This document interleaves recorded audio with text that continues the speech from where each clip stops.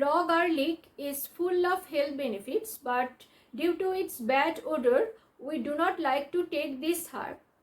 To solve this problem, take the garlic and remove its skin. Now soak it into milk or curd for at least half an hour.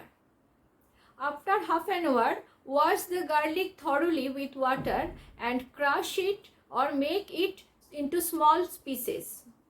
Now, please wait for 10 to 15 minutes until the beneficial chemical allicin generate or produce within the garlic.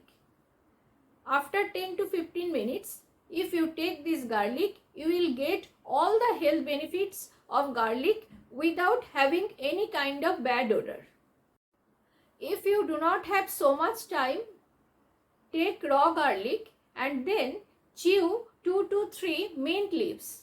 This will help you to hide the bad odor of garlic.